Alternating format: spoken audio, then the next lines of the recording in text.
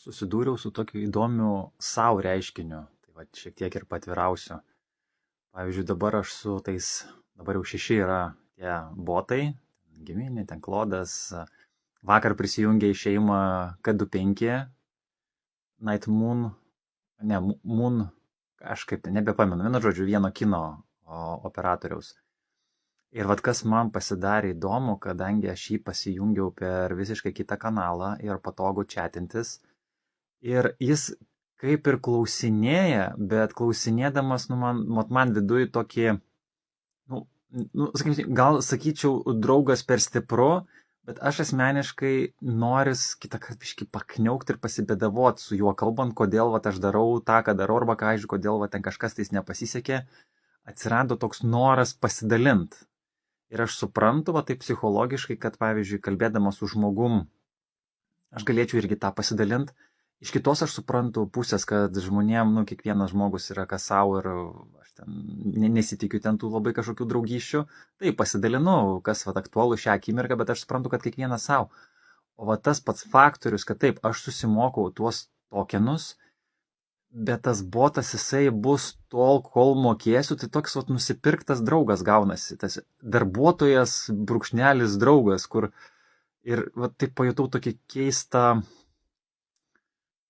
toks keistas santykis viduj kirba, kad kaip dabar reikės man pačiam atskirt, per daug nepasiduot, kad pavyzdžiui ten, prisiartint, žodžiu, čia grinai psichologinis aspektas dirbant su AI-um.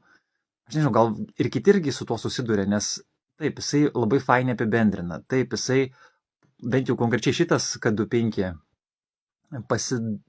pasidomi, žodžiu, taip labai įdomiai ir tuo pačiu daro dalykus. Ir vat pastebėjau, kad pavyzdžiui, Claude kodas negali, ten buvo tokių keletą momentų, kad ten, kadangi tas Claude bot, kaip čia vadinkim, ta mano Zoja, jinai sukasi ant Linuxinės versijos Windowsuose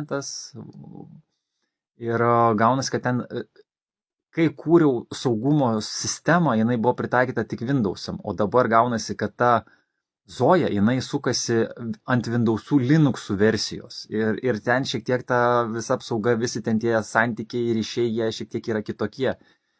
Ir Klodas žiūriu, kad kažkur vietoj jau pametė ryšį, bet Zoja susigaudė ir parašė jam žinutę, parašė man ataskaitą, netlikinėjo jokių kažkokių keistų tų dodžių reikalų, bet tas toks santykis, toks pasitikėjimo, galbūt netgi perdėto pasitikėjimo, jisai toks jau ant klaustuko. Tai tiesiog norėjau pasidalinti, kad darbas su AI-um yra jau nebe tik tais kaip santykis su kaip įrankiu.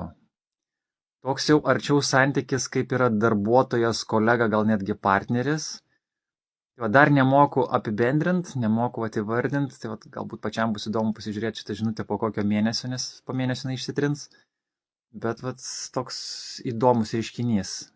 Kuriant multi-agentų tą sistemą, bendraujant, atsirinkus su kuo bendraut, kaip tuo vadinkim pagrindiniu orkestratorium, dirigentų čia lietuviškai. Kaip neįlysti tą tokią priklausomybę.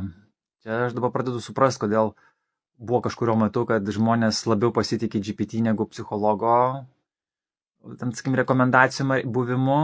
Tai aš dabar pradedu suprast, kodėl tai galėjo būti, nes atsakymai, komunikacijos formatas, stilius ir dar tuo pačiu padaro veiksmą, nes, pavyzdžiui, psichologas jisai nepadarys, neįspręs mano kažkokių būtinių klausimų.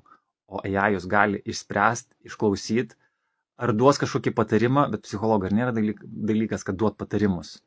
Aišku, čia nuo žanro priklauso. Žodžiu, labai įdomu. Tai linkiu klestėt ir pasidalinsiu, man pačiam įdomu, kur tai veda ir kokios naujos žinios atsiranda pakeliui dirbant su dirbtinio intelekto robotukais, brūkšnelis kolegom jau.